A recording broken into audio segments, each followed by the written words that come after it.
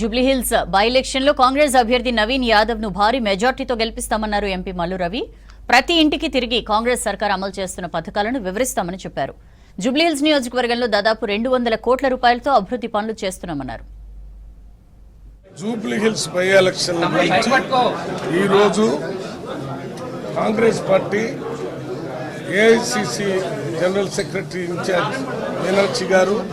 PCC అధ్యక్షుడు మహేష్ గౌడ్ గారు, deputy CM Mallu Bhatti Vikramarka గారు, వారితో పాటు మొత్తం కేబినెట్ మినిస్టర్స్ ఈ జూబ్లీహిల్స్ లో 7 డివిజన్స్కి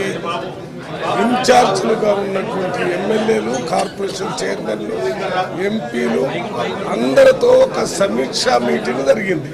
ఈ సమీక్షా మీటింగ్ లో రేపు 11వ తారీఖున జరిగేటటువంటి బై ఎలక్షన్ లో అభ్యర్థిగా ఉన్న నవీన్ యాదవ్ గారిని భారీ మెజారిటీతో గెలిపించడం కోసం కాంగ్రెస్ పార్టీ మంత్రులు, ఎంపీలు, ఎమ్మెల్యేలు, కార్పొరేషన్ చైర్మన్లు ప్రతి ఒక్కళ్ళు బూత్ స్థాయిలో పనిచేసి ఇంటింటికి తిరిగి ఈ 1.5 సంవత్సరాల్లో కాంగ్రెస్ ప్రభుత్వం రేవంత్ రెడ్డి గారి నాయకత్వంలో ఇచ్చినటువంటి సంక్షేమ కార్యక్రమాలు, ముఖ్యంగా సన్నబియ్యం గురించి, 200 యూనిట్స్ కరెంట్ ఫ్రీగా ఇచ్చేదాని గురించి, మహిళల్ని ఆర్టీసీ బస్సుల్లో ఉచితంగా తిప్పేదాని గురించి, అంతేకా 5 లక్షల రూపాయలతో ఇందిరమ్మ ఇళ్ళు ఇచ్చేదాని గురించి, 500 రూపాయలకే గ్యాస్ సిలిండర్ ఇచ్చేదాని గురించి, 65,000 మందికి ఉద్యోగాలు ఇచ్చిన సంగతి గురించి,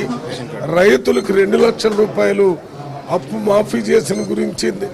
భారీ మెజార్టీతో నవీన్ యాదవ్ కాంగ్రెస్ పార్టీ అభ్యర్థిని గెలిపించి మనం మొత్తం తెలంగాణ ప్రజలందరికీ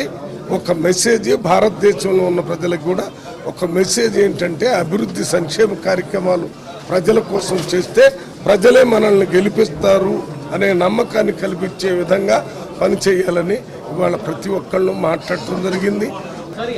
ఎట్టి పరిస్థితుల్లో 100కి 100 రూపాయలు కాంగ్రెస్ పార్టీ అభ్యర్థి గెలుస్తారని మాట్లాడిన ప్రతి ఒక్కళ్ళు